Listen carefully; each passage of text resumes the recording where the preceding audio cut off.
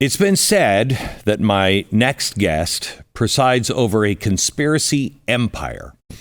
It's been said that he's the most paranoid man in America. But today, I wanted to spend some time and find out the person behind the persona, the person, just trying to find out who he really is, beyond all of the labels, and let him tell the story and you decide for yourself. Is he a truth teller being persecuted in submission? Or is he a sensationalist being brought to justice? Or is it a little of everything? In the end, you have to decide. This has been controversial, even in my own building, to have him on. But I believe in free speech, even for people that I disagree with. If we lose the freedom to speak, there is no freedom. So today I welcome to the podcast a man I honestly never thought I would sit down with, Alex Jones.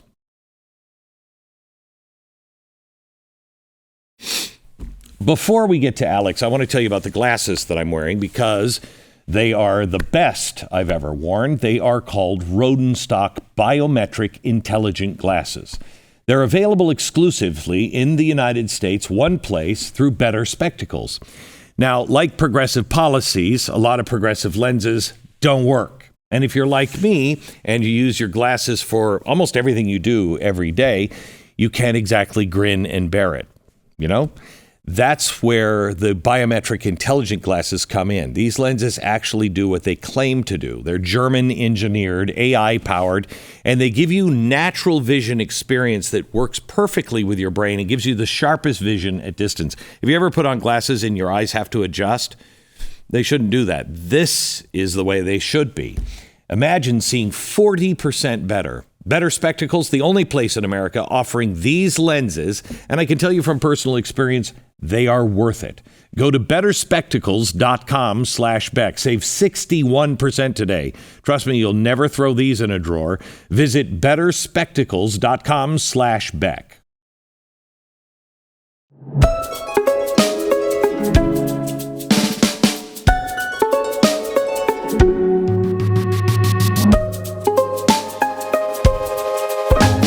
Welcome, Alex. How are you? It's great to be here. Yeah, thank you. You are a hard guy to find anybody neutral about you. There's nobody neutral. You know, I was talking to my producers and they said every source we find either loves him or absolutely hates him. Who are you? People think you're a villain or a hero. Talk to me about both of those labels. Who are you? If I had to quantify, more like a Tasmanian devil.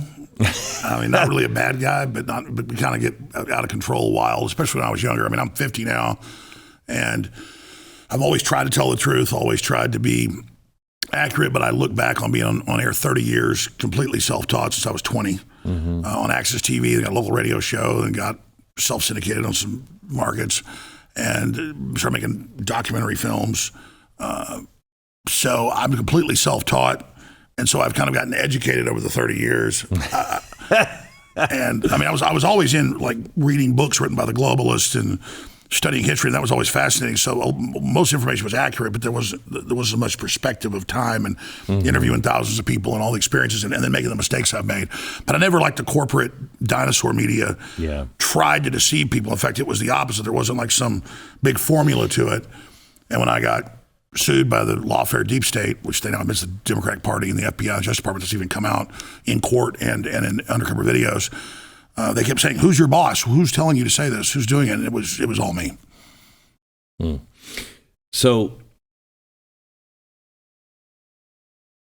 you are on this recent. I mean, you were completely pushed out of the media, and it was kiss of death to even say your name. And now you're kind of having this resurgence. What is the difference between you then and you now? That's a big question. Short answer, long, medium answer? No, whatever. We have all the time in the world. So. I've only started to do kind of introspective things on myself the last 5 years or so. And I didn't realize how big my show was even 25 years ago or 20 years ago or 15 years ago. And I would also joke around and be sarcastic and have a lot of satire. And then they would mix that in with something I said an hour later, very serious. And I guess attacks in a way made me bigger, a lot bigger, but I really wasn't even thinking about that. So it was kind of seat of my pants. And then now being 50 and having 21-year-old son, 20-year-old daughter, 16-year-old daughter, 7-year-old daughter, and just having a divorce and going through all that and just experiencing things and then getting older and having a lot of your friends and family die. It's just I've become more retrospective and more, I don't want to say nostalgic. The world's gotten a lot darker. So much of what I said was going to happen because it was in the actual globalist white papers and the crystal ball came true. And so people started taking what I was saying a lot more seriously and then kind of cherry picking the mistakes or things out of context. And so I realized I have a much larger responsibility. It's cheesy, but it's true. With great power comes great responsibility, like Spider-Man. And I'll be honest about it because I want to be a good example for people. I was not a big drinker in high school or college. I'd go to a party, drink a few beers while my buddies were throwing up, and things like that. But getting into talk radio 29 years ago and then being around the sales guys, the older guys, still that old radio generation was there.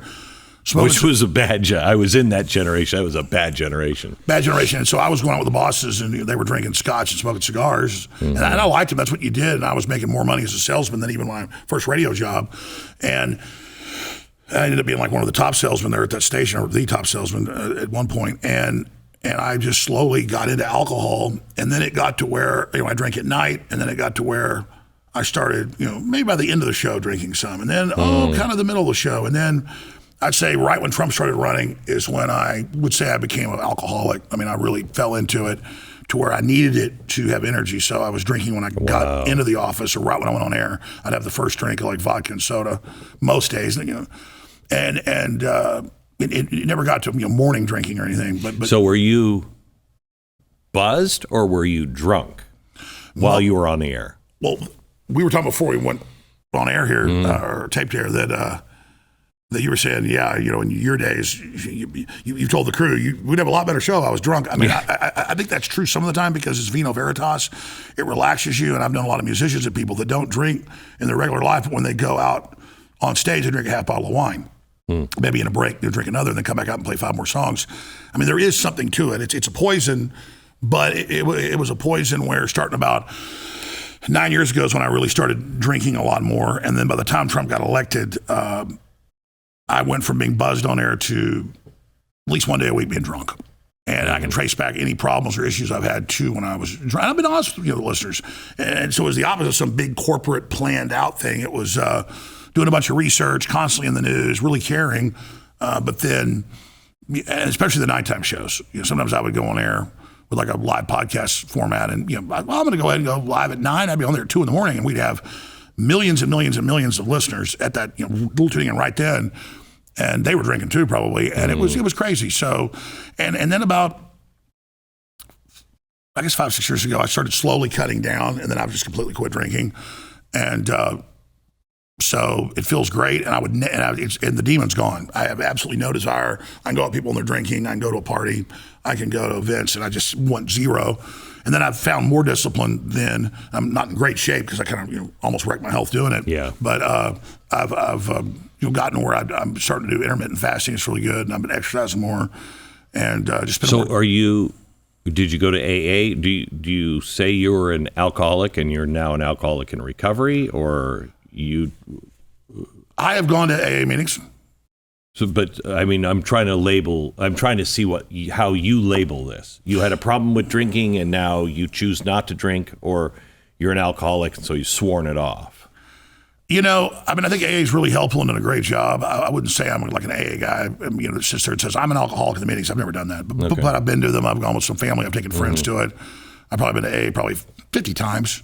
But, to me, the other times, like pulling away from the last 5-6 years, and then that's really the big change. And then down to not very much, and then none for quite a while.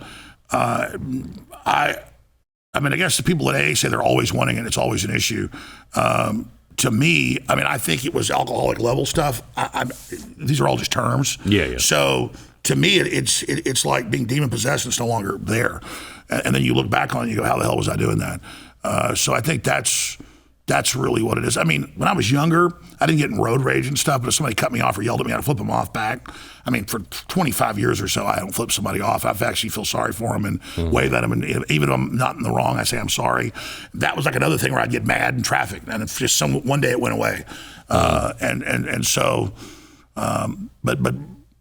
T-bones and ribeyes and cheese potatoes and stuff. And I've got a real that still got me. But yeah.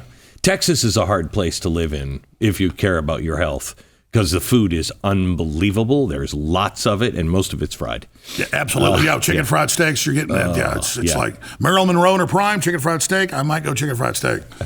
So who were you as a kid? You said earlier that you had always read about conspiracy stuff. Who were you as a kid? What were your interests as a kid? I didn't realize growing up here in Texas, and both sides of my family are founding Texas families. Wow. Really in the whole thing, creating it. Washington, the Brazos, my ancestors, and then raised Colonel Travis's son on my mom's side, a bunch of other stuff. And then my dad's side, we still have land here. They got Mexican land grants. Still have copies of it laminated from the Mexican government, like 12, 13 cents an acre. We still have some of that land in East Texas.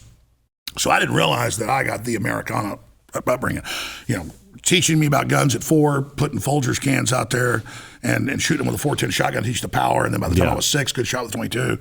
And a lot of my family, and I didn't realize that that was interesting, were in clandestine stuff and Army Special Operations and things like that. So growing up, on both sides of the family, my mom's brother was big in Iran-Contra and all that kind of stuff. So I grew up. How do you mean big into it? Big in exposing it? No, in it. In it. Doing it, yeah. Wow. What part? What? With Army Special Operations, the CIA and stuff. Okay. He was a boss. He was building airfields and communication systems down there.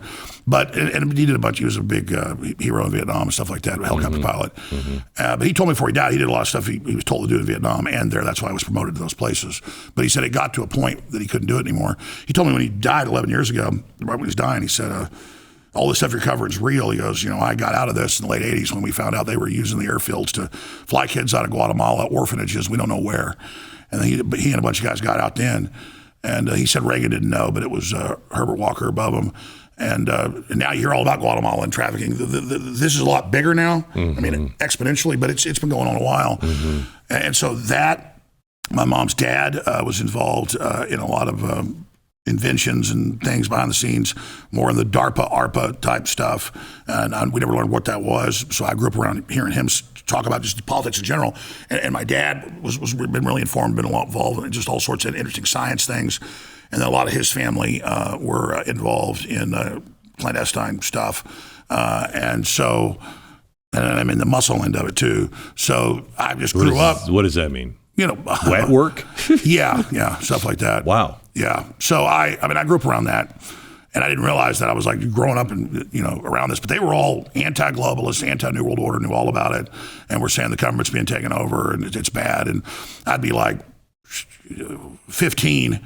And Limbaugh was just coming on really hot then, syndicated. I'm like, Limbaugh's great. And they're like, that's bull. The Republicans are controlled too. CFR, blah, blah, blah, blah, blah.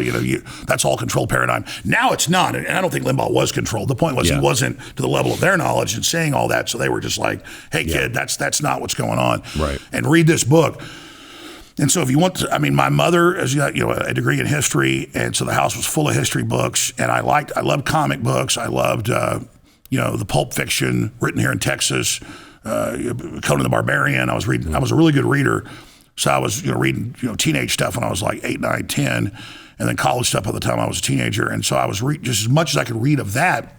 And then about 8 or 9, I started wanting to read the history books around, and my parents wouldn't buy me a lot of junk. I had to, get a job for a bicycle or whatever because I wanted to be hardworking. But if I wanted, encyclopedias off TV, and back then there were TV ads constantly. So they got me the Wild Wild West encyclopedia set, and World War I encyclopedia set, and World War II encyclopedia set. And if I just saw the ads and wanted, my dad had he loved encyclopedias. The house was just full of books, and so was his office and everywhere else. And then they would say, fine. I'd write the number down. My mom or dad would call, and then usually once a month you get a new encyclopedia. Yeah. But we had encyclopedias every few days, different types coming. And they were picture encyclopedias, quote, for adults and kids, but they were tailored to everybody. But I would read all those encyclopedias by the time I was 10 or 11. And then I started reading Rise and Fall of the Third Reich by Scheer, Heinz Hobel's Order of the Death Set. I thought that was really fascinating. Then I wanted to know about Russian history. And then I read Julius Caesar's Battle for Gaul. I read some of the other compilations of things they'd written in books, Marcus Aurelius, things like that. And I started reading Socrates, Plato, all that stuff. And then I hit puberty. And I played sports and stuff too. I wasn't a bookworm. I was just swimming and soccer and football. And then I just went girl crazy and started, Dallas. I grew up in Rockwall, but even there it was more, that was kind of the old school, a lot of fist fights, a lot of that stuff. I got, into that. Yeah, you were a tough guy in a tough school. Yeah, it was a pretty nice school, but it was still politically correct. And if you want to get point blank about it, it was cliques. And so if you weren't in the certain redneck club, and there was other redneck clubs, then they would start fights with you, the seniors when you're freshmen, or kids that had flunked 3 times when you're in 7th or 8th grade. And, I had a lot of black friends. They were great. But there was also, some of the black kids would beat up the smaller white kids. And so by 6th grade, there'd be people that had flunked a few grades trying to beat me up. And I came in with black eyes. And my dad said, we got to fight harder. One time, I got a bunch of guys jumped me when I was and broke my leg. And my dad didn't file charges or anything. He said, you'll kick their ass later. My dad wasn't like Mr. Tough Guy, but that was how he was. And that was old school. I saw the new Reagan movie, and it's based on a true story where the kids come to beat him up. The mom goes, go out and fight him, and closes the door. That's how it was. That's right. But then I got attention for that and thought it was great by like the 7th grade. So that I just started if I told all the stories, it would sound like I was making it up. I put a bunch of people in the hospital, put people in comas, and they dug around. The Democrats went and found stories about it, then twisted what actually happened. But then they took me out of high school when I was 16, sent me to the ranch for a year, and I worked for a large animal vet in East Texas. What's the ranch? It doesn't really have a name. Okay. It's just Jones. It's been there forever. So it's just your ranch. Yeah, home place. Yeah, okay. It used to be really big. Now it's mainly woods.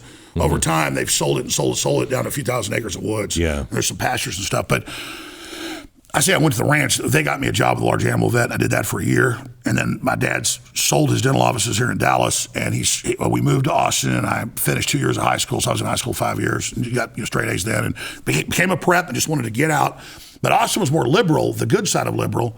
So no fighting, nothing ever happened. I think there was one fight in 2 years there. I just kept my mouth shut and hung out with college kids, and I was done. And so I've never been in any trouble since then. But I got arrested quite a bit. I put in solitary confinement. They always dropped it because I never started the fights. But when they, police pull up and there's a big guy, with blood coming out of his ears and having convulsions on the ground, they take you to jail. Yeah. And one time I didn't get a hearing for about a week and a half. So I was in, they would take you from Rockwall out to the Temple. Back then was the big juvenile. And let me tell you, a week and a half in juvenile I never want to go back to jail after that. And I was like, hey, just send me away. I want it, because by then everybody wanted to fight me. I'd be in a McDonald's with a girlfriend, and there'd be some big guy come in and go, you put my little brother in a coma, I'm gonna kill your ass. Some huge guy. It would be on. And then I was in the McDonald's parking lot fighting this guy, and he was like a convict, and he was kicking my ass, even though I could fight really good. And then some other guy jumps out and attacks him. It was different culture. That's kind of faded away. But people that knew Texas 35 years ago will tell you that's how it was. Very rough. If you looked at somebody wrong in Dallas or anywhere around it in the late 80s, early 90s, you were going to be in a fight. So it was kind of like the old Westerns where they go, you look at me wrong at the bar, but actually based on real stuff. Right. So this is I'm not trying to act tough. I've never even told these stories really. So this is high school? Yeah, I was a hellion from about 12 to 16. So bookworm to hellion. Yes. Well, the testosterone kicked in. Yeah. And then you graduate from high school. Yep. What happened? I went a couple years to community college. I had decent grades. I could go to college, but I went and checked out the RTF thing. I kind of wanted to do that. And I went and checked it out, and it was just way behind because I was already reading books about it. And I was like, computers are going to be the thing, but we're not. It was like whole courses for a couple of years on the history of radio and Marconi and the Mercury Theater and all that's interesting. And then all their theories were like 10-year-old stuff. So I would put in resumes. They laughed at me. They even played some of my tapes on local radio and said, this guy wants a job. I'll never get one. Where I did like fake ads and also broadcast. So I went, hey, Access TV. So when I was 20, I went and did Access TV, instantly got popular. And then I got a call from a guy. What were you doing? I was talking about the New World Order, same stuff. When people find 30-year-old tapes, they go, damn, this all happened. Yeah. I mean, now those videos from 25, 26, 27, even they found 30-year-old tapes. Yeah. And it's me in a control room. I didn't have a crew, so I'm in the control room at Access TV, and the clock types down. It's like a soapbox. You're on air. Yeah. I'm holding up magazines and talking. Right. Even those have been found. And then a guy named, his handle was Sharkman. He'd been national on Z-Rock back when I was there, but it imploded down to one station in Austin, 98.9, and they were shifting from that to talk, G. Gordon Liddy, Rush Limbaugh, all that. And he said, hey, you want a Saturday show? I'll give you one. I won't pay you, just come in. And they'd already been on air a few weeks, and nobody was calling their local shows that came on after, those Stern and Liddy and all them. And instantly, all 10 phone lines light up. And he goes, fine. And then I said, can I make money being a salesman? And then they put me on weeknights about a year. And then I found out about satellites and talked to a group in Michigan that could put me up. And then I put it up, and I called the stations myself and got on more than 50 stations by the time I was like 23. Wow. And then it kind of just, that's what happened. So it was all just it was all very exciting. And then I said, instead of having a newsletter, a coffee mug, to get the word out and make money and expand what I'm doing, because I want my own little studios, I said, I'll just make documentary films. And so computers were just getting affordable then, but it would take hours to edit 1 minute. So I was in there shooting on a DV cam. This is like 27 years ago. But then you'd have to still dump it down to 3/4-inch tape, and I'm at the Access studio editing it. So, and then those exploded and brought in a lot of revenue. So I got a little office, hired a few crew, and that's basically what happened. By about 1998, I had an office and crew and was doing my own thing and built a little studio, and also had one at my house. Where did you get your entrepreneurial spirit and expertise to be able to put all this together? I mean, I had jobs from the time I was about 10. I remember I was asking for a new bike, and my dad said, you need a job. And I was pretty smart. I go, well, there's child labor laws. He started laughing so hard. He goes, watch this. And there was a big marina there in Rockwall by the golf course. And he went and talked to one of the old vets. My dad had a couple of boats there. He said, will you get my son working here, pay whenever you want? He goes, sure. And because I would do work about a year into the job, they were paying me a lot more, and I was power washing boats and stuff. And then he got me a job after school. Then the school bus would drop me off at like 3:30 at a local veterinarian that did small animals by the time I was about 11. And so I was cleaning out cages, and then pretty soon, helping, sedate the dachshund before it gets neutered or spayed. So I kind of had the veterinarian thing there. And then I worked in fast food jobs and all that kind of stuff, and I had a lot of entrepreneurs in my family's history, and so I just knew that I was like, why am I going to go to college? Which most people know now. I'm not saying it's all bad, but for most jobs, it's kind of a waste. For this job, it absolutely is. Absolutely. So I just as long as you're an intelligent person and you don't mind reading an awful lot. Exactly. So I was just a long term, figure it out as you go, and then I stuck in Bohemian Grove in 2000. Now, hang on just a second. Before that, you ran for the House of Representatives in Texas, did you not? Only for a week. Only for a week. Yeah, one of my friends said, hey, it'll be great. You can get up on the soapbox of these debates. And he wanted to be the campaign manager. And as soon as I talked to a lawyer and saw the campaign laws, and then I was not able to do my show all the time, and I was literally having to go to coffees with the politicos and have them hand me sheets about my policies. And I knew most of the stuff, but I was trying to research it. And I thought, this is the bottom floor. Yeah. I said, no way. I don't want to. I said, I want to affect things in the media. I don't want to, try to run for office when I'm 25 years old. Right. So then you went to the Bohemian Grove. Take me from. Well, I was kind of jumping ahead because I've already. Okay. People never ask me these questions. I never really tell these. I know. I honestly don't know how it all started with you. So I think this is fascinating. Okay. Well, By like 98, I had the number one show in the time slot at 9. It won the local readers poll a couple times. Yeah. And then it's sort of getting picked up nationally. Jay Leno talked about my show and played some clip, and it got picked up in the national news, and I started getting on, like Hard Copy and Extra would come do stories without me even asking, and I started getting called and flown out to Hollywood every few weeks to be on conspiracy, panel shows and stuff. And the management got political pressure on them that owned the chain of stations. They were like in Scranton, Ohio. It was Shamrock Communications. And they literally flew the general manager down there, and he said, listen, you're a good talk show host, but you're going to do like relationships and sports and stuff. And I said to him, I said, listen, I already have a little office, and I'm selling films, and I've already got a studio. I was already doing a 2-hour show during the day and then going up there and driving across town to do a show at night. And they laughed because you're not on radio stations and all this stuff. Because I was like 25 years old by then. And I was like, well, yeah, I am. He goes, no, you're not, kid. Don't sit there and lie to me.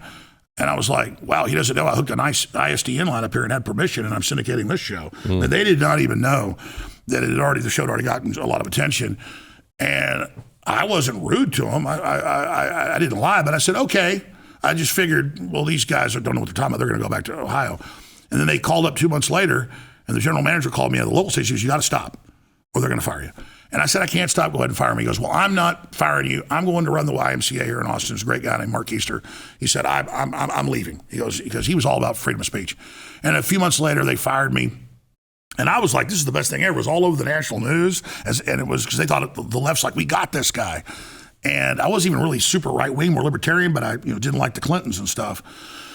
I was talking about them a lot on air and actually having some big guests on. And so, boom, all of a sudden, I got a whole bunch more radio stations out of that. Suddenly, because I'd sent flyers out and called them, and I'd done ads in, what was that, Radio Flyer, whatever it was? R&R? Yeah, you could put ads like, I'm a guest. Well, I did that as a talk show host and said, also pick up my show.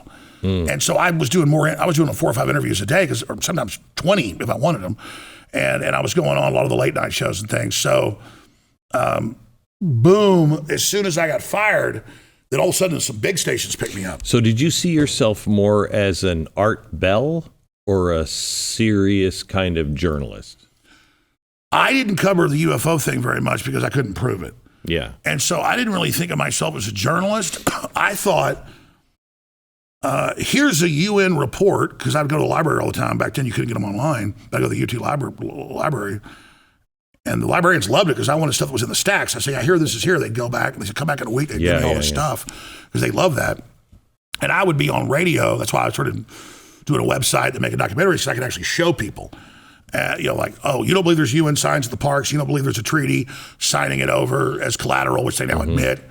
And a lot of countries sign their national parks over to Pfizer as collateral if the vaccine hurts people. I mean, Brazil was in a fight over that. I mean, and I was just exposing all this wild stuff. And to me, I was reading books written by Henry Kissinger, going and getting them and reading it on air, like you do, but with a chalkboard and with all the graphics. And so I didn't even see it as like I've got credentials. I'm like, no, you're just somebody discovering it. Exactly. Yeah. It's like you wake up at 2 a.m. to the dog's barking and the neighbor's house is on fire. You're not a firefighter. You're not an arson specialist. You call 911 and you go knock on your door to make sure your neighbors are okay. There's fire shooting out. I didn't like so. I was more of an alarmist. I mean, I would say kind of a Paul Revere type. And I don't know exactly what's going on here, but look at this. And then I would go down when they were trying to pass a law to ban semi-autos at the legislature. And I'd have a little video camera. And I'd have one crew member with me. And we would we caught this on tape. The NRA picked it up. It was huge in the late 90s. Stuff like this is an example. And there's literally the gun control advocate going 100, 200, 300, 400 to the guys that had just testified. I'd just been in there. He was a white guy. They were young black guys who were paid, we later learned, weren't thugs like they said, weren't criminals, to get up and say, I'm a criminal, ban the guns because I'm dangerous. They were exploiting these black guys. It hits the news everywhere. And then they go, Jones is racist, making black people look bad. So I started learning about, how that worked. And so really, it was basically everything. I mean, I would go out and protest the KKK because I knew that they were just trying to create division. I'd also had articles that a lot of leftist foundations were involved in the past funding them. And so that would blow up. And so it was like an alarmist, someone trying to warn people, but a little bit of stunts like Howard Stern. Yeah. Because I love to get the attention for the show. Right. And so I wasn't even trying to define. I wasn't sitting around thinking. I'd see something on the local news or read something in the paper or see something online, or I was getting email tips by the late 90s, and I would just say, I'm going to go do this. And people say, oh, they have this big statue and do this ritual at Bohemian Grove. And I'm like, I don't believe that. And so listeners sent me old magazine articles and stuff where CBS reporter arrested and all that. And so that's a whole nother interesting story. John Ronston, right? Yes. He went with you. Yes. As I was talking to him probably 2004 or 5 about a book that he had written. Them. Yeah. And he said, I don't know what your relationship is with him, but he said, there's a lot of stuff I don't agree with Alex Jones, but I went with him. He said, I saw it. Yeah. And he said, I thought Alex was crazy. He said, but I saw it. What did you see? And how did you get in? Okay, it's a 2,700-acre redwood grove in the most beautiful place in America, Sonoma County. It's about 15 miles west of Santa Rosa, and it's on the Russian River, and it's a huge uncut redwood grove, just as big as the ones you see in the national parks. Wow. So it's a gorge with redwood trees at one entrance, and the other end exit isn't an entrance or exit. It's just a cliffside over the Russian River. And they've got over 100 camps in it. Some are big and nice, depending on how elite you are. They have like the chalet where world leaders and royalty go up on the hill. But they're all basically log cabins and open bars. And really, it's a big art thing. At the time, I went with the sensational stuff of the occultic stuff and the ritual that they do on the middle of July every year on I guess they call it Midsummer's Eve or whatever. And that's what blew up with the evangelical Christians and stuff, and I am a Christian. And definitely it's occultic, and there's vibes of that everywhere. But really, Mark Twain founded it in the 1880s, 1870s. And then President Taft started going there by railroad, and then the Republican establishment took it over. And so there was kind of a Germanic, Druidic spinoff of Skull and Bones that kind of took it over through the Republicans and Skull and Bones members. And so it kind of has that seal on it of the Skull and Bones Germanic mystery school, hyper Masonic, super secret, inner Masonic stuff. But really, it's 1,000 members and 1,000 guests. And when I was there, I saw Danny Glover from a distance. I saw Clint Eastwood, and I didn't run up because there's security everywhere. And I only snuck in. I snuck in during the day, went around the security in the woods. They've beefed it up a lot now. But people get in easily. Not now, it's really beefed up, but they always catch you because reporters, there's been hundreds of articles. They always walk up and start asking questions. And they go, well, who are you with? What are you doing? I didn't do that.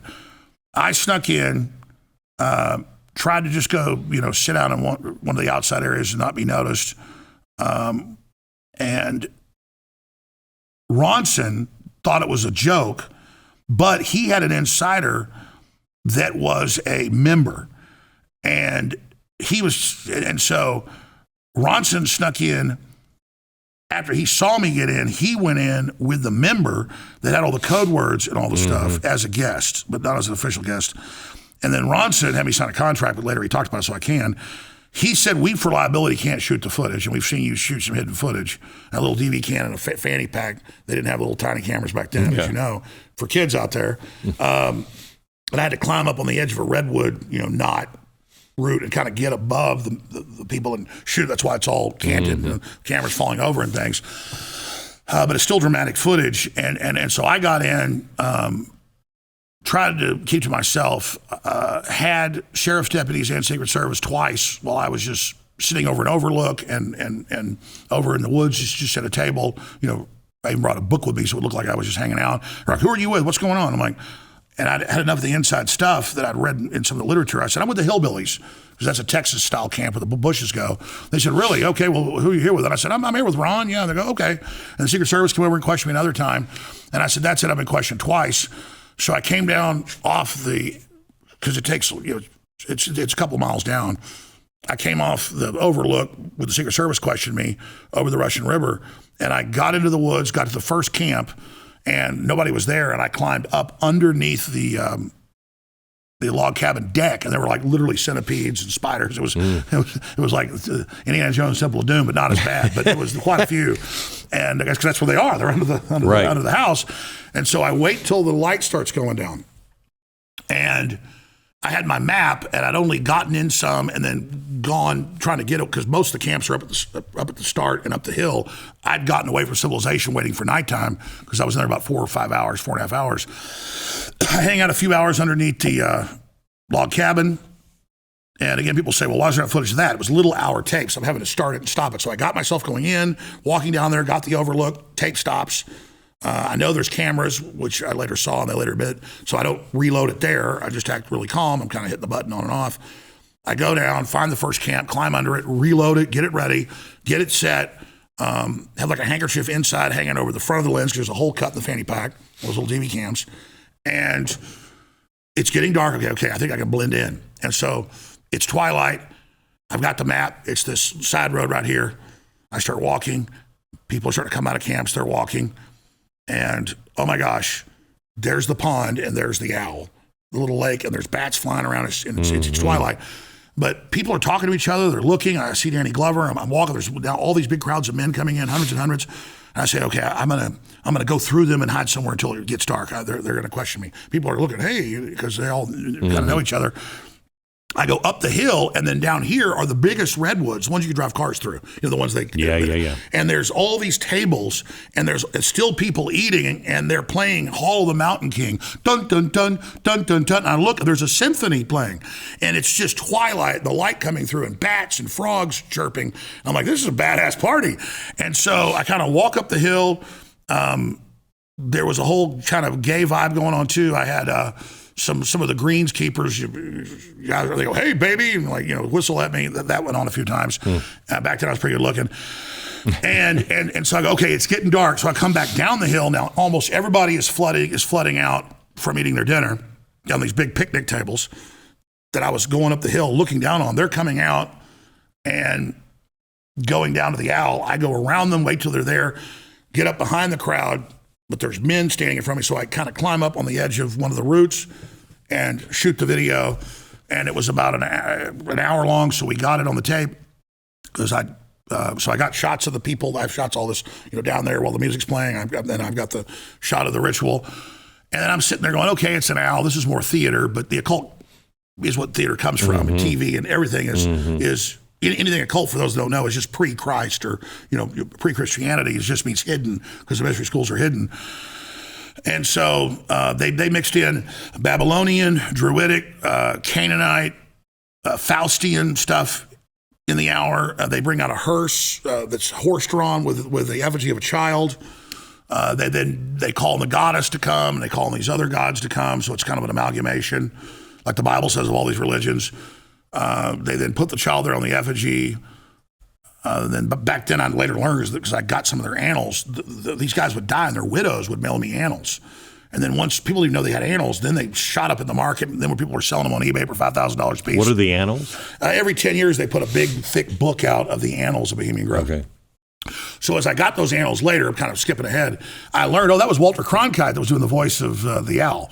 Wow. So they're inside the owl, and it's got slits they can look out of with a sound control, and you've got like famous actors and people doing the voices, so that's very interesting. And I'm not saying they're all devil worshippers, even bad. It's like it's more of a crazy art festival, but there is an occultic thing to it. I wrote a book called The Eye of Moloch, and in it I posited a theory, and I have no idea if it's true or not, but I posited a theory that most of the people are going and they're just having a good time. They have no idea. But there are some that understand what is being done and that it is an actual ancient ritual, but people are doing it for the most part because they think it's fun. Would you agree with that or not? Well, that's why you're Glenn Beck. I'm up here speeding through trying to just give you all the intel. You're really good at summing it all up there. No, that's exactly what it is. And that's the nature of the occult or secret societies or intelligence agencies is there's the inner group that knows. That's exactly what I was going to say earlier is they're just recruiting really cool, interesting musicians and people. Even, Kid Rock talked about being there. And they're like, hey, kid, you're here to play music for us. And that's exactly how it is. So they're there getting an eye on people for 2 weeks. Then they have other club times they go, but it's that 2 weeks, the second half of July, to kind of examine the produce and see who they could promote, who they could use. And absolutely, I've had occult experts look at it. I've read your book. I've read other books.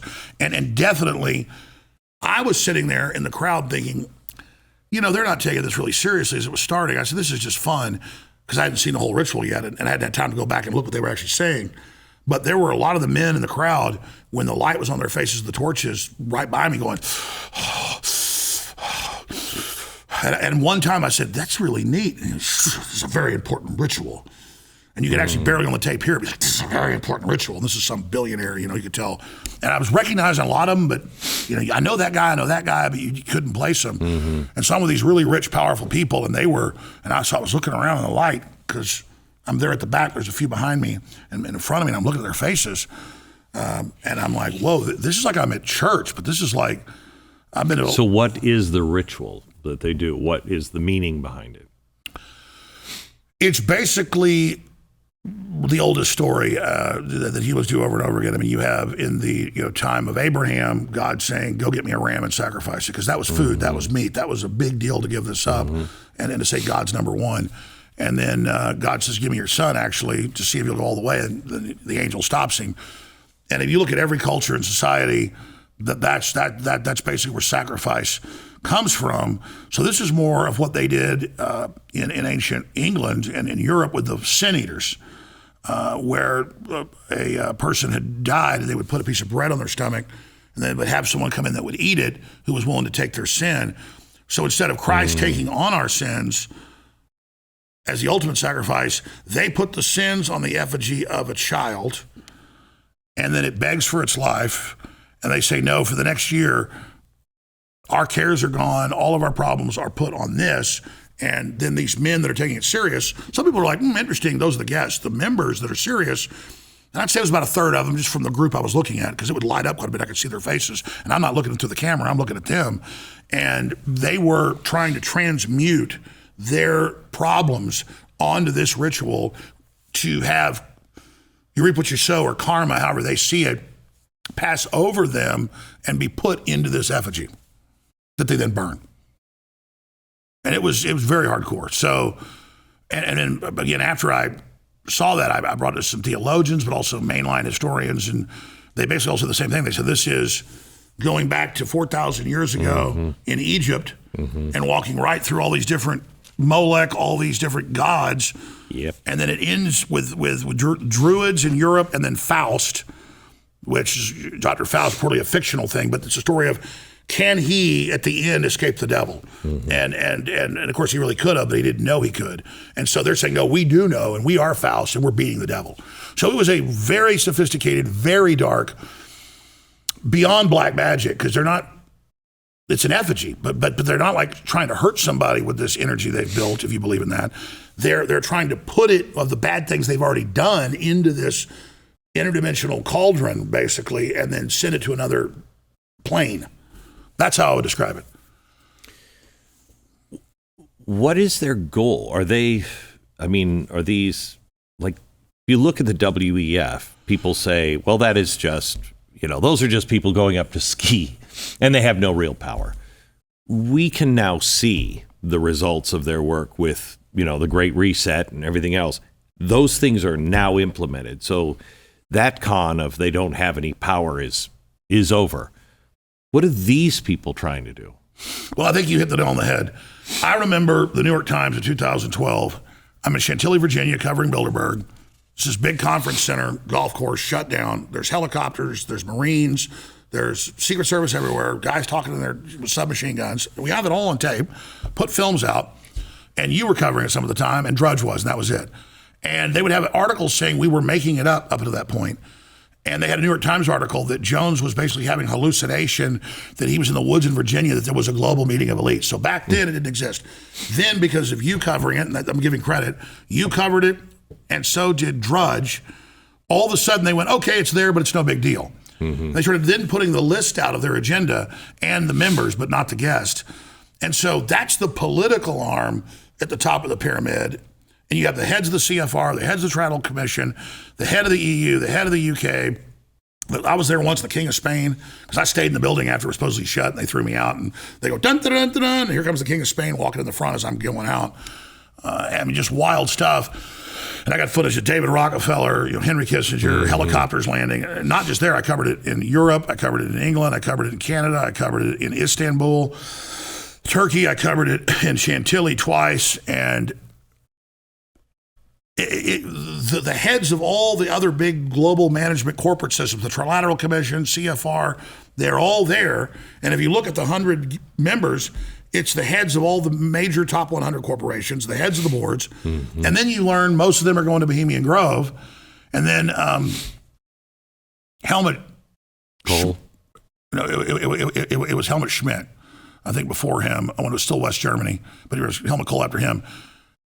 In fact, my producer's over there, just memory, I don't want to get this wrong. Look up Helmut Schmidt, German chancellor. But yeah, he wrote a book that I have a copy of that you can't even find, Men and Power as a Political Retrospective. And in the book, he says, we have our own, I don't get the chancellor's name wrong, but it wasn't Kohl. He goes, we have our own groves, we do our own druidic rituals, and we love them, but Bohemian Grove's the best. So it's a real, Skull and Bones presidents went and made it a Skull and Bones hangout. Mm-hmm. So if you wonder what Skull and Bones do once they leave Yale, this is their playhouse. And so it's really an extension of Skull and Bones. And so whether, whereas you see Hollywood and people, they're into different types of occult, flat out Satanism or mysticism or Kabbalah or stuff like that. When you get into the Republican leadership, at least in old Skull and Bones, they go to church. I'm not saying that they might be Christians. I don't know, but right. but when they're not at their day job, they are very serious death cult members. I mean, that's what they call it, the Order of Death.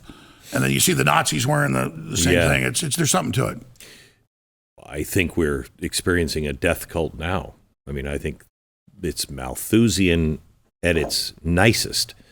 It's an absolute death cult that we're dealing with now. I mean, the love of blood, from abortion to gender mutilation to war, it's remarkable how this cult is just all about death. They believe, from their own writings and statements, people that I know are into this occult organization, but in their public statements, that they are the alpha apex predator. And that just like if you're in a city that borders woods and you don't have any coyotes or wolves or mountain lions anymore, the deer overpopulated, they fall apart. They see it as they're the wolves doing us a favor culling the sheep. And that it's their job through social Darwinism that, as you said, comes out of Malthus. And Malthus just said, starve the poor, give them diseases, crowd them all together, societal collapse within 100 years. He was wrong. You're right. He was nice compared to them who directly dumb you down and poison you and want to get rid of you. And when you actually study this deeper, they believe they're doing us a favor. But when you look at their affect and their own families, their behavior, they're really sinister, greedy, hateful people who pretend like they're filling this niche, this need of the social Darwinists. For people that don't know what that is, obviously the robber barons in the 1880s, 90s, and into the trust busting, had articles written and books written about, hey, it's good that we're enslaving and cheating and forcing other companies to shut down and monopolies, because that's just the way it is. Might makes right. And so now they've had to hide it because of the kind of classical liberalism that was against that. They then became liberalism so they can wrap themselves in that when they truly are the death cult. And if you had to use anything close to it, it's a high-tech Nazi-type operation wrapped in a liberal package. More of Alex Jones here in a second. Imagine if you had the ability just to wave your hand and abortion would no longer be legal. Imagine the lives that we could save. Tragically, that's not going to happen. Abortion has actually gone up since the overturning of Roe versus Wade. You wouldn't think that just by hearing what's happening in politics, the world of politics now. But it is true. We cannot save babies without saving the moms, and we can't save the moms or the babies without compassion. And that's where preborn comes in. The Ministry of Preborn empowers young expectant moms in crisis to choose life. They've rescued hundreds of thousands of babies through an ultrasound. That's it. An ultrasound. Well, that's it for the baby. Mom doubles the chances of saying, I want to save this baby instead of I want to abort if she just sees the ultrasound and hears the heartbeat. Then most of them feel alone. They don't have anybody in their lives that agree with keeping the baby or any way to support the baby. That's when, after they introduce, they also say, we will be here for the first 2 years of life. We will help you with the clothes. We'll help you with everything that you need. Will you help rescue babies' lives through compassion? Donate. Dial pound 250. Say the keyword baby. That's pound 250, keyword baby, or go to preborn.com/Glenn. So right after the Bohemian Grove is when you really start to take off, and that is after 9/11. That's when people really, I think, start to know your name. Would you agree with that? Yes. Yeah. And good or ill, you are the original truther, aren't you? Yes. I mean, look, I'd seen Operation Northwoods that was declassified about 2 years before 9/11. Mm-hmm. ABC News, U.S. government planned to hijack jets, bomb buildings, mass shootings as a pretext to invade Cuba and war with Soviet Union. And I knew that Kennedy killed the plan and fired L.L. Lemonster and Curtis LeMay on the Joint Chiefs of Staff. And I knew that Operation Ajax to overthrow Mossadegh in 53 had been staged. That was declassified. Kermit Roosevelt did that. I knew that our ships were not attacked in the Gulf of Tonkin in 64. And literally hundreds of other examples. It's pretty much established that in 1898, William McKinley's Navy and the sea in the Maine in Havana Harbor to get us in the Spanish-American War, our own government blew that up. That didn't mean I don't think there's radical Islam and that it's a serious threat and that it wasn't involved in some levels. Mm-hmm. So the media misrepresented a lot of what I said, but I was saying before they blew up the towers that I thought they were going to blow them up because the feds had, and I interviewed Ahmad Salam, who was an Egyptian security asset and working for the FBI, and the Muslims were going to bomb the World Trade Center the first time, in 92, and he recorded the Fed saying, make a real bomb and go ahead and basically let it happen. So I interviewed him. So I was already really on this in Oklahoma City, and I interviewed the witnesses and the police and what really happened, the bombs they found that were unexploded in the building and all the eyewitnesses. So I was already, really dialed up on that. So the morning it happened, back then, stuff wasn't archived on the web. I was at my home studio. I had my other small studio, and we had like VHS machines and DVD burners and a DV cam hooked to TV. We could record TV that way, but I was on the air that day. I just went on, not just my own show, but did all the other shows on the little network I was on. From the time it happened, I ran out the shower. I just had 8 breakfasts and took a shower, and then heard it was happening, ran in, turned it on, started covering it with the TV on while it happened, and then we saw the buildings collapse the way they did. We saw the reports. And for me, I said it looked like bombs. I said this could be an inside job. And then about a mile away, there was a pizza place. And I've been on there since until 4:30. And I was going to come back on in a few hours on my own nighttime show I did.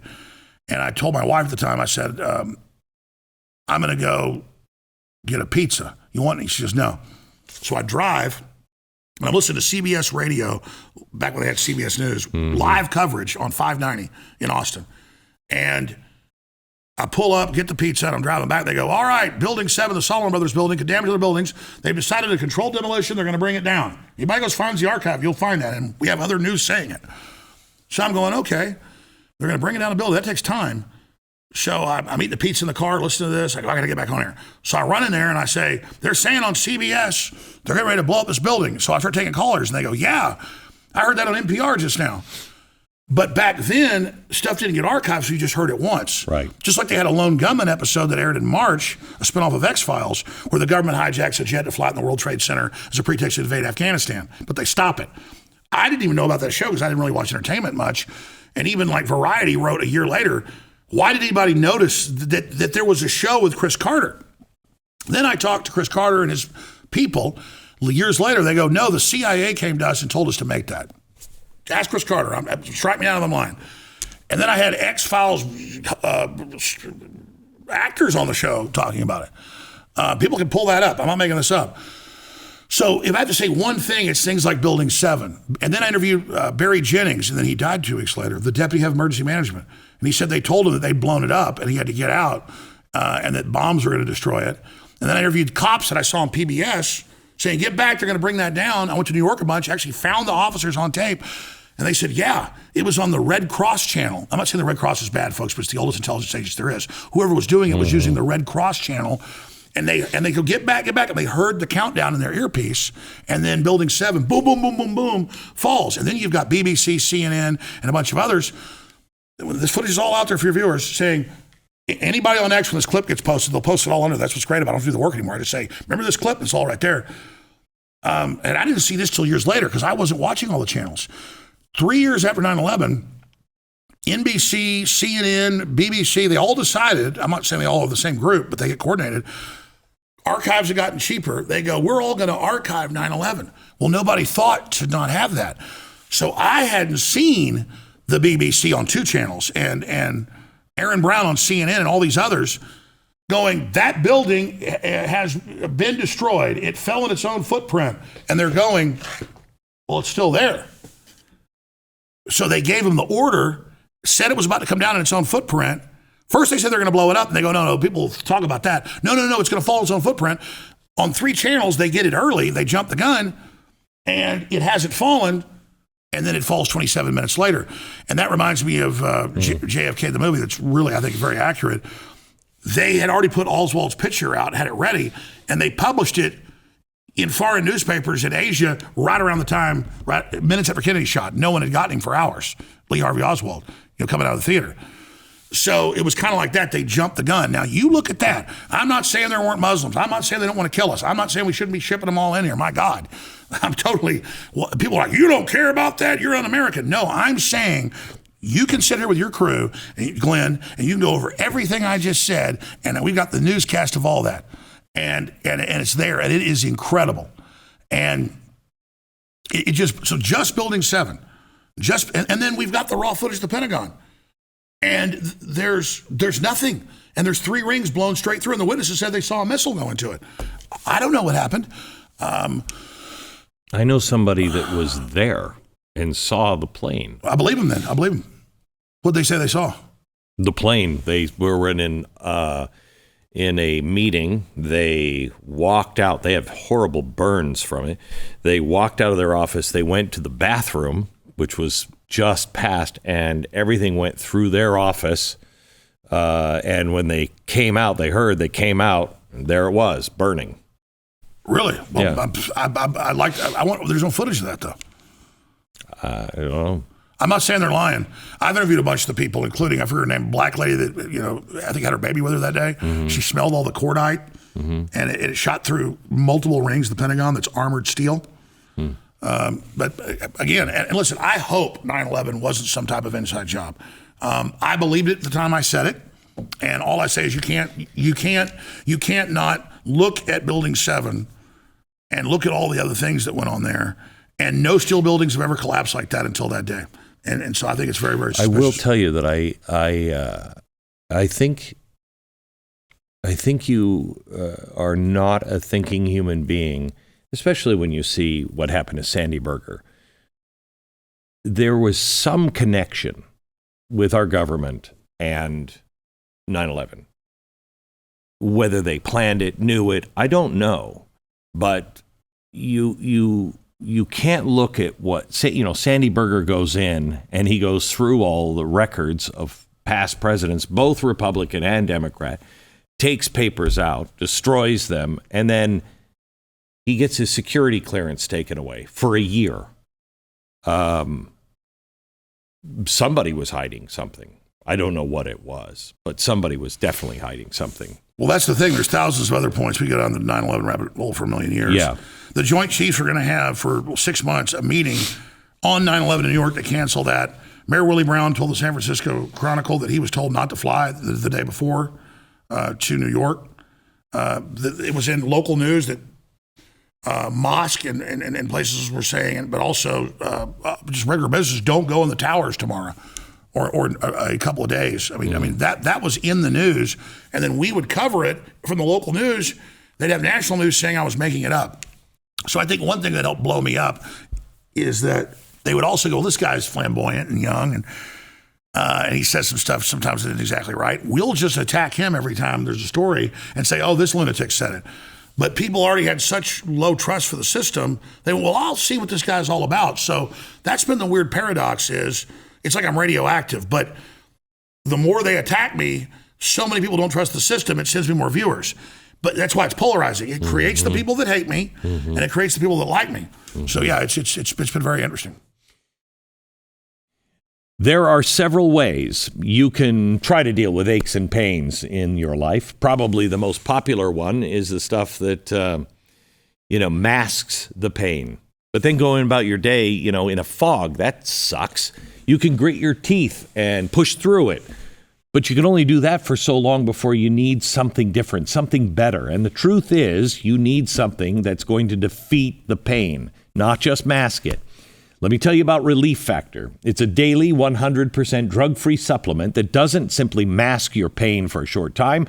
It helps your body eliminate it for good. It uses a unique formula of natural ingredients that support your body's response to inflammation. Over 1 million people have tried Relief Factor. 70% of them have gone on to order more. Give Relief Factor a try with their 3-week quick start. $19.95, less than $1 a day. Try it and see how it can help you turn back the clock on pain. ReliefFactor.com, 800, the number 4 relief, 800-4RELIEF, ReliefFactor.com. Final segment now with Alex Jones. Let's skip ahead a bit to the Sandy Hook thing, the thing that got you into trouble. The first judgment was $1 trillion? The first was $45 million in Texas. Okay. And then yes, in Connecticut, yeah, they asked for, folks, you're not going to believe this, you have to pull it up, and then they asked for the GDP of India, $2.67 trillion. And you weren't making $2.6 trillion. Oh, they lied and said I was worth $400 million. I mean, there's been a time where I had $10 million in my bank account and a couple big houses. I mean, I've never been. We're not talking Glenn Beck money here, folks. No, but seriously, it was just to try to tell the story. I don't even feel like a victim. In fact, it taught me a lot and made me grow up a lot and made me be more careful. And now it's been such a learning experience. The last 6 years of lawfare and lies. And not understanding and thinking I knew a lot, and I'd like know how much I don't know. I mean, you could teach a college degree in this, understanding propaganda, PR, deep state, how it works. And I only understood it after the judgments, because I was already found guilty by the judges. They had show trials on how guilty I was. So I'm guilty until proven how guilty. Not just innocent until proven guilty or guilty until proven innocent. I'm guilty. And they decide how guilty, literally. They had PR firms come out. You can pull up their names in New York and Connecticut and say, we did it. We're so proud of ourselves. So they admitted the whole thing. But the actual judgment in Connecticut's $1.5 billion now. That's what the judge cut it back to. And Texas is $45 million. So this is a very interesting story. And if you want me to encapsulate it, I can. I want you, because we've talked about it before. But I want you to tell me two things. Do you regret any of it? Did you make any mistakes in that? And was there a figure that you thought, I think that would be fair? I think they go hand in hand. If you don't think you made a mistake, there wouldn't be a figure. That is a very complex question. There was a time before they even sued me that I would have paid them money and apologized because I already had, that I actually had gone from thinking it didn't happen to way before they sued me saying, yeah, that's not who I am. I barely covered it. And by the way, I'm sorry. And that only elicited, oh, now he admits he lied. And then the process of the PR firms and the fundraisers, hundreds of millions, and my name being used for years, this guy's bullying us, give us money, that they attach themselves to me. So to answer the question, at a time, I would have said I did things wrong and I would have given them money. I offered them $70 million over 10 years, not even knowing if I could make that to pay them. They said no. that's not enough punishment. They said, we want to take you off the air and then chase you and hurt you. And they've said that in the news. It's not the families. Here's what happened. Almost 12 years ago, at a previously closed school, run down, serious problems, no security cameras not working, all these problems, Adam Lanza gets a gun that his mother legally got. It was serious autism stuff, goes in and kills kids and some teachers. I'm sitting back. 99% of what I did back then, especially, was cover what other people are saying and doing, give my opinion or show a news article. Hey, Bill Gates said, if we don't give old people care, we can hire 10 teachers. Here's a clip. I mean, it's what you do. I mean, you do a lot more investigative. Maybe say 80% you just cover what's going on. And you say, look at this plane crashed, or look what AOC just said. Yeah, give perspective according to my point of view. Absolutely. So I'm just up there talking. It's a show. I like it, but it's also exhausting. So sometimes, I'm kind of going fast if I'm tired, because I'm just trying to, when I'm tired, that's when I talk fast, because I'm just kind of getting through it. But it's actually harder to slow down. So just slow down. Because if you understand how this was done to me, you understand how it's being done in society by the left to make everybody guilty of things they didn't do, like gun owners are responsible for mass shootings. No, it's the breakdown of society. The psychotropic drugs that admit on the label can cause psychotic breaks and mass murder, homicidal thoughts and ideations and actions. It's on the labels. So I'm sitting there, and that day there's helicopters and a guy in camo in the woods, and the witnesses reporting men in camo running by the windows. This is on the news. I have the news clips. Fog of war, maybe it's not true. Except there's footage of it. And I noticed in the depositions, the whole thing, the judge never wanted that talked about, and they never want to talk about it in the depositions. We get really mad if we talk about the man in the woods. That doesn't exist. You made that up. And I have the newscast, multiple ones with the guys in the woods, the cops stopping him in camo behind the school. So day one, to me, I've got a 4-hour show. It's happening. It's a tragedy. We cover it for like 30 minutes, come back to it later. Oh, this is terrible. Bet this kid's on drugs, whatever. Then the internet doesn't believe it and sees these anomalies and finds things that a lot of the anomalies turn out to not be accurate. Some have never been answered. And so it becomes this huge thing for a couple of years. None of my videos really went viral compared. I mean, there was videos with 50 million views, 100 million on YouTube that were these investigators and these professors in Florida and Wisconsin and school safety people. And I had a few of them on. And they'd been on news before, and they had credentials. And so they entered in evidence against me when they did sue me, 22 minutes. So they sued me. It's been almost 12 years, so they sued me 6 years ago. They sued me 5-6 years after it happened. About 5 years after it happened. And in the incredible cost of the depositions and the discovery, which we could apply with everything, it got defaulted, we learned, because we had all our archives basically, what I'd done. And they went through maybe 10 shows I'd done on it, and then maybe 7 or 8 other shows my guest host or some of my reporters had done, or interviews. We had a debate about it. I had the school safety guy on a few times. I had one of the professors on. I don't think I ever had the Florida guy on. I think I had him on too. So maybe we did 15 shows on it. And basically because the listeners wanted us to. I never went to Connecticut, never went to their houses, never sent anybody to their houses, never did any of that. So then they wanted to attack Trump. And Hillary brings it up a few months before the campaign ends, and they try to make me Trump. So by demonizing me, they think they're going to hurt Trump. And suddenly, I'm in every newspaper every day. I mean, everywhere. AP every couple of days. I remember. I could flip through CNN, MSNBC, ABC News, turn to local News 8 that Time Warner runs. Now it's Verizon, or it's now, what's the local cable called? It doesn't matter. They've still got their local news channel. Frontier? It's driving me crazy. What's the name of local cable, Chase, in Austin? It's Spectrum. Sorry. Oh, yeah. Anyways, sorry. I get obsessed with the point and can't remember it. So with me, I just actually go into my memories. This isn't like, scripted. I'm just going to my memory. So it's kind of jumping back and forth. So local News 8 at the time, which was still CNN, is attacking me every day for like off and on for a year. And it's like they're about to invade a country, the level of propaganda is so bad. But really, they were demonizing free speech, the average conservative, and Trump kind of using me as a straw man. So they built this thing I hadn't done. I'm like, I'm not this important. Something really crazy is going on, but I hadn't figured it out. I knew they were demonizing Trump with me. And so I start saying, I believe it happened. I'd already said that. I go, I listen, I'm not the Sandy Hook guy. Stop. Because they're saying in present tense, I'm sending people to their houses and peeing on graves. And I never did any of that. Nobody did that. So, and they're running ads all over Facebook and all over Twitter. Oh my God, he's attacking us. And they would send letters to tech companies and say, he's doing it right now. We're in clear and present danger. Stop. And then I got deplatformed everywhere, but not because of that. They gave their reasons why I was deplatformed, and the head of Apple talked about it, Tim Cook, and the head of Twitter went on Joe Rogan and said it was for other reasons, that I'd bullied Oliver Darcy. That was the final reason on X. And then they went, oh, he's off because of Sandy Hook. And then they sued me, I guess 2018. And then it just ran everywhere again and all over the news. I mean, I've been on PBS. People call all the time, hey, there's another documentary about you, and movies. And then they made that HBO thing, and I can tell you about that.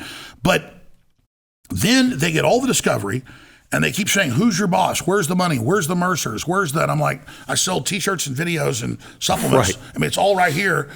And then they sanctioned me in Connecticut saying, you're lying. There is Sandy Hook promotional material. Your news, we know, the judge said, we know you have Google Analytics. When Google Analytics is a search of Google systems, what do you want from Google? We want the analytics you were getting. We search our whole database of everything, find one time one of the writers wanted to see a story and went to Google Analytics. And they go, see, we hold you that you are now going to be defaulted because you did use Google Analytics. We wanted the Google Analytics. And I kept explaining it's a search engine internally on Google. It's like saying, give me Google. It's you know, or give me Hollywood. I mean, it's just this huge history. It's this huge thing. And say, give me a tree in the forest. Well, which tree? And so they defaulted me there. They defaulted me in Texas, the same thing. I go in, there's huge HBO cameras. This is 2.5 years ago. And my lawyers aren't allowed to talk. We're given a list of things we can't say. I can't say I'm innocent. I can't say I'm in bankruptcy.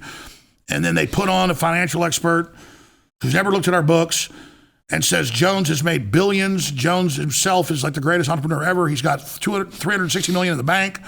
And I'm sitting there at the time because of all the suits and everything, and I've got like $3 million in the bank.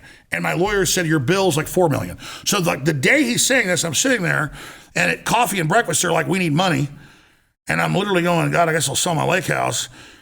And the judge, the last day, doesn't let us talk. Same thing in Connecticut. And puts on experts, literally just whole cloth. Glenn Beck has $50 trillion of gold buried under his building. Mm-hmm. And you're up there, you can't respond.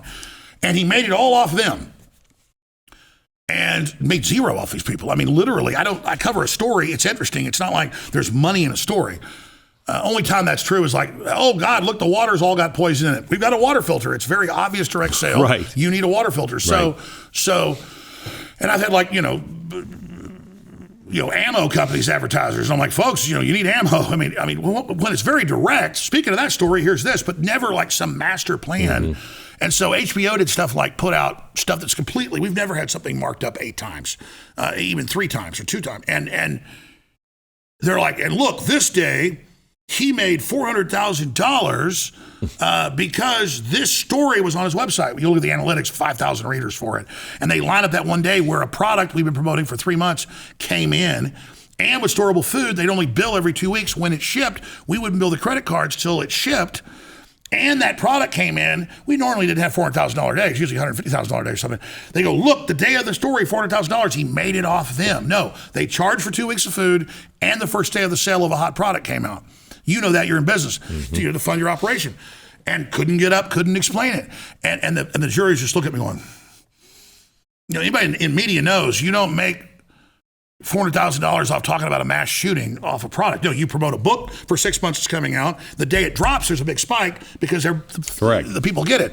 So, and I told them all this in the depositions, and it was just, and you watch the HBO thing, and it's literally twisting little pieces like a refrigerator magnet game where you can make any sentence you want. Or I could cut the Bible up and have it say, love Satan, he's your God, he's the best. Jesus is going to hell. But the Bible doesn't say that, but they would just...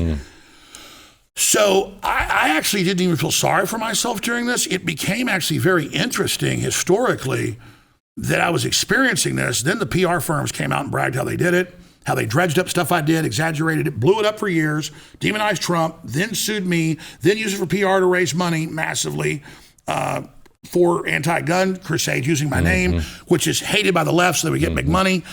And I just looked back and I was like, wow, this is a very sophisticated corporate, operation. Then internal undercover videos of FBI, CIA admitting it all, the FBI head, counsel. And I didn't get what I was seeing 2.5 years ago in Connecticut. I'm watching the head of the FBI counsel at the time, he's since retired, get up there and say, I don't know why they wanted it on record. The Koskoff lawyer, Koskoff's his name, a third generation law firm, big Democrat Party thing with Senator Blumenthal. He looks at me and goes, why are you here?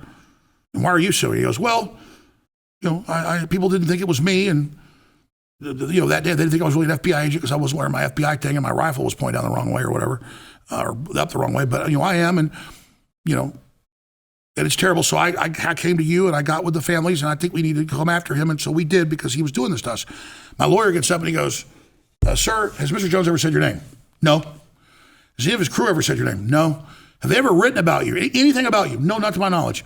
Well, tell me, what happened to you? What was the harassment you got? Well, one time a reporter called me to see if I was real at my office at the FBI. And then he called again a month later. I go out during the break, the local web guy, news guy, he's there. He goes, yeah, that was me. And I looked up the record. It was him. He was investigating it before I was. So everything everybody else did was me. He won $130 million of the $1.5 billion.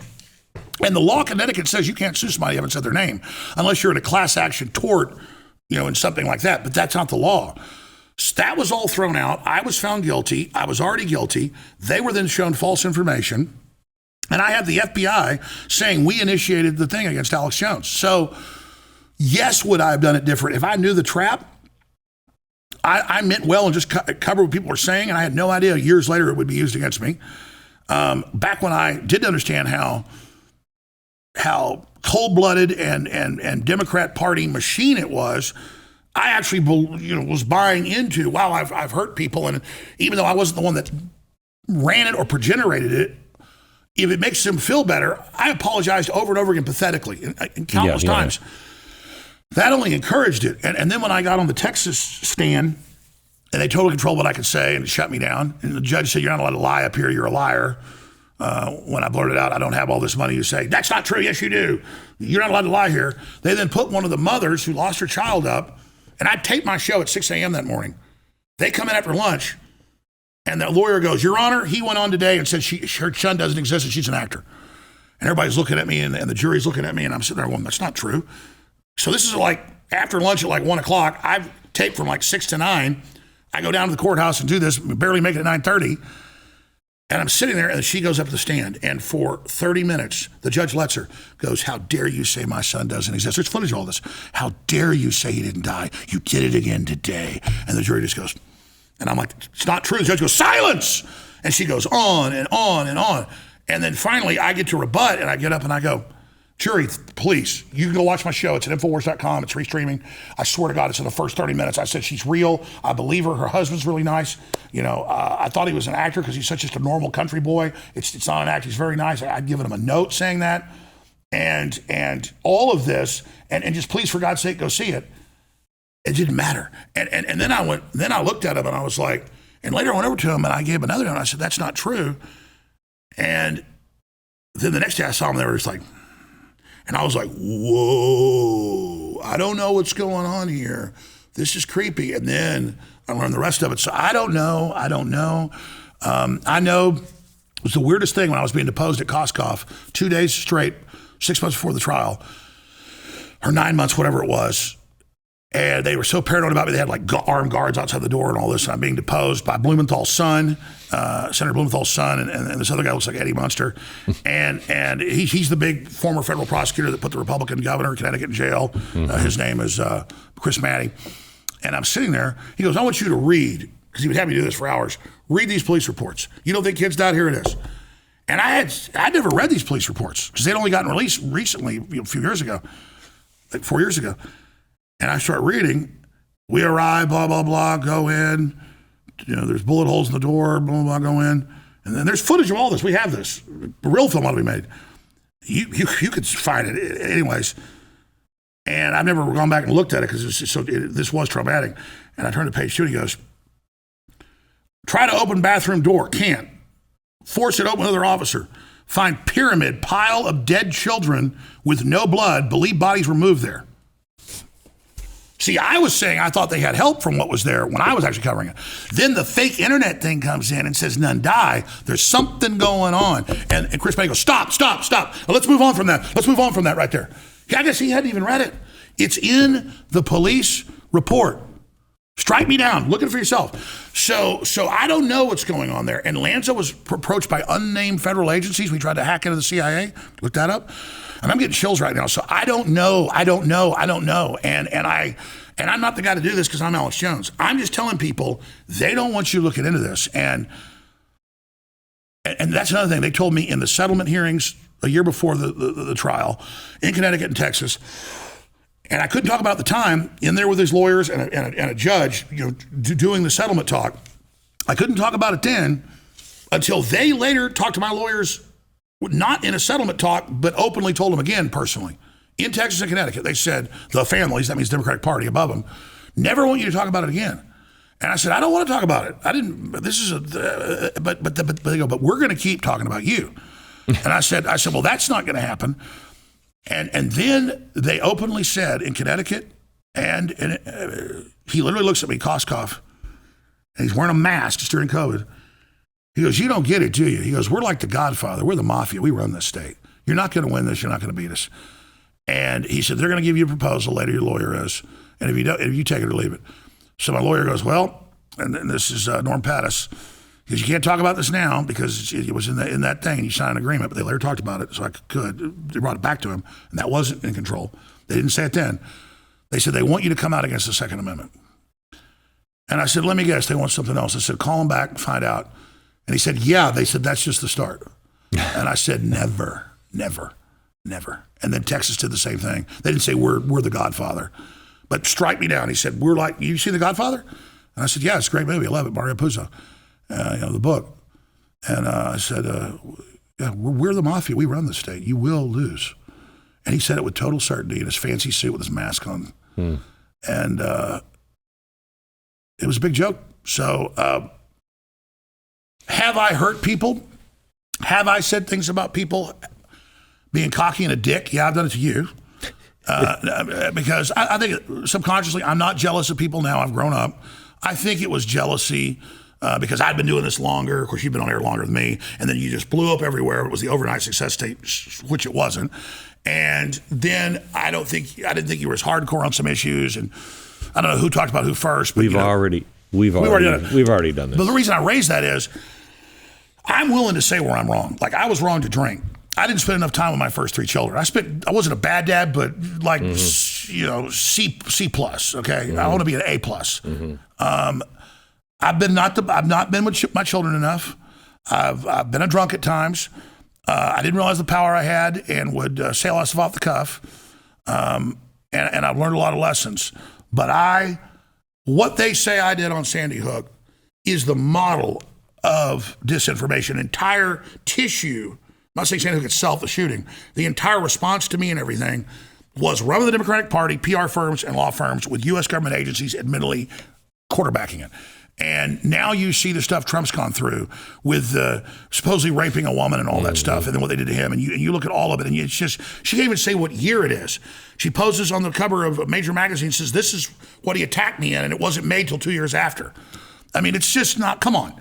And then you look her up, and she's the definition of a crazy cat lady, and you're not even supposed to be able to say that. So that's why, as much as Trump makes me mad sometimes, because I wish he'd do this, I wish he'd do that, it's easy to Monday morning quarterback, the hell he's gone through, and I know you've gone through a lot too. And I don't think anybody's gone through what Trump has gone through. That is I mean, he's the most investigated man, I think, in the history of the world, mankind. Yeah. By every agency in every country. And this is what you come up with? And then they just screw him to the wall every time. And I mean, I have a very hard time believing that best case scenario, the government, through whatever, their sloppiness and not caring what happens, allowed that shooting to happen. That's bare minimum. Yeah, and bare minimum. And if you look at it all, then It lying and saying the Secret Service shot the guy and reportedly they didn't. I mean, yeah, absolutely. Yeah. Bare minimum, deliberate standout. So I can't let you leave without asking. Is it almost over already? Oh, we're overtime, but that's great. I love it. Well, I don't want to just talk about myself all day, but no. Here's what I want. I want to leave it with this. What's coming? For America? Yeah, what's coming in the next, with the election? I mean, I can't see a good way that goes, no matter who wins. I can't see, because we no longer have a country where we give each other the benefit of the doubt. We're not going to walk away from this and say, oh, well, that was fair and square. If Trump wins, I can't imagine that the left and the WEF, and with all of the power and money that's at stake, I can't imagine that he makes it to the Oval again. I totally agree. And to answer your key question, I'll have a little bit of time because this is so important, Glenn. I don't say this because it's about me. You ask what's coming if he loses or wins. I didn't tell you about the 5 grand juries they've had open on me trying to indict me for all sorts of little weird business stuff. And they couldn't, by the grace of God. I'm not like John Gotti, hey, you didn't get me. I'm like, I'm innocent. This is crazy. And they're trying that on everybody. So if they're able to steal the election from Trump or kill him, and they already tried, and they killed him because they can see he's even more popular than 2016. And so we need to pray for him. We need to hold him up. We need to support him in all his failings. We're all sinners. And we have to understand that this is the dying of the globalist empire. The old financial bubble's coming to an end. And they tried to kill him because they knew they were going to lose. Now they're going to try even more. He's had multiple plane problems. All this stuff is very serious. And this is why I have empathy too. If they can get Trump, and he's right when he says they're not trying to get me, they've got to get through me to get to you.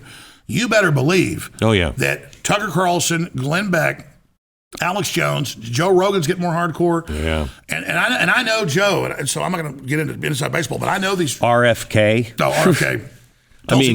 Tulsi Gabbard. They are, I said this before they tried to kill Trump. I said they're imminently going to try to shoot him days before. And I said, they cut his security. I was all over that. And I said, folks, if they kill Trump, they're going after, and I said your name. I'm not trying to make this into reality. But I said, anybody they know that will not sell out just because we can't do it. People say, well, you sell out. I can't physically do it. I can't physically shut up. And so I said they're going to go after Tucker Carlson, myself, Glenn Beck, Rogan, RFK Jr., and I don't mean just go after us with the regular stuff. No. Because this is a real criminal regime. And we know the State Department now was involved with the voting machines and getting Bolsonaro indicted and getting Bolsonaro kicked off the ballot. It's all the same. And helping the Brazilian government go after Elon Musk now. Exactly. Oh God, I didn't say Elon Musk. Okay, I'm glad you said that. Yeah. And Elon Musk. This is the order of who they need to get, because this is who's the biggest. And I've said this on air, and it's not about a weenie measuring contest. In fact, I kind of like to be not, because they saw me in 2016. I'd like to not be on this list. Exactly. They saw me as the biggest thing other than Trump in 2016. I was not. Your show was bigger. It's not about measuring. It's just true. But they picked me as like the big devil. So it goes Trump and Elon Musk. You can't say who they hate more. I think they're like twin things here, twin stars. And then you've got the Rogans, Glenn Becks, Tucker Carlsons, and then you've got Alex Jones and the Russell Brands and all that stuff, and of course RFK is kind of up there on his own thing, but he's not a direct threat to them, but I think he's pissed them off so much that Yeah, so we're not up here like saying this like, hey, we're on the, it's like when John Hancock signed his name so big. Oh, he knew what he was doing. And I'm telling you, this is the game time. So yeah, I mean, well, I'll ask Glenn Beck his own question. I mean, I think Trump's right. We are doomed pretty much. I mean, barring a miracle, we saw a miracle in Butler. I think this is the last exit America can take. If we don't take this exit and turn back to God, turn back to the Constitution, we're done. And we get everything we deserve. Absolutely. And I do think that, you look at the silencing campaign that is going on right now in Brazil, in Europe, in England, and the authoritarian lust for silence from the other side.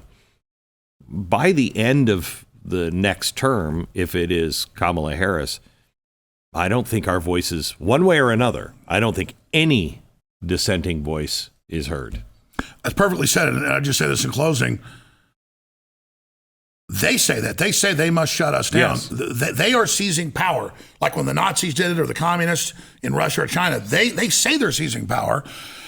They're making their big move. The red banners are back in the streets all over the world. The intimidation, it's insane. And that's why it's important to support the Blaze. It's why for your viewers out there, they may shut down InfoWars in the next 2 months. They've liquidated it. The U.S. trustee got fired by the judge. They tried to shut it down 10 weeks ago. You were gracious enough to have me on. They later admitted, yeah, we tried to shut it down outside of a court order. They just came and said, we're locking the doors. The judge fired them, said no. But Mr. Jones is in bankruptcy himself, so they don't want to settle. I'm ordering liquidation. The sale is October 24th. We've got a lot of folks that are patriots that are come in. They can try to outbid us. They say they have some globalist billionaires that come in and do it. They're even trying to say they own my name, which they don't, and real Alex Jones on X. All the lawyers say they can't do it. So it's now identity theft next level, slavery. And so people need to know it could be the twilight of InfoWars, and people will just check out the show, not so I get bigger, it's so I survive. And so if people just in a few months, where's Alex, look for me, try to find me, because the real danger is when they silence somebody, before they even come back, that's when they target. And so this is about my family. It is extremely dangerous. And to me, it's about survival of the country now. We're all in this together. I was talking to your producer, Glenn, and we've talked on air. You've been more elegant and smart because you're older than I was. I've learned a lot from you. I think you do some of the best insightful analysis, the best out there, period. And so I've learned a lot from you, and I appreciate that. But you're absolutely right when you say, even 10, 15 years ago, we're still kind of in competition and we're sniping. And no, I see populist conservatives, Christians everywhere really unifying now because we have to. And Alex, I'm sure there's tons of stuff that we disagree with. I'm sure. Yeah. But we agree America's in trouble. We agree that America's in trouble, and I am a free speech absolutist. Period. That's what America is. Yeah. If you are an enemy of free speech, I'm your enemy. You're going after somebody, and not you, but I mean they've gone after, they've gone after Bill Maher, who I have nothing in common with. Back after the World Trade Center went down, I stood with him. You did, because free speech is the cornerstone of everything. And I know you know this, but. I didn't know this until it happened to me. I thought when you're young, you know everything. You get older, you know nothing. Yeah. You don't just get silenced when they silence you. They can then lie about you, misrepresent you, and still you're right. And they build this thing you're not, and you can't respond. That's why you've got to let really horrible speech go, because the antidote is the good speech. Yes. Alex Jones. Glenn, thank you so much. Amazing. Thank you. God bless you. The coolest studios in America. Thank you. And by the way, you're an amazing artist. I'm not kissing your ass. It's true. Thank you.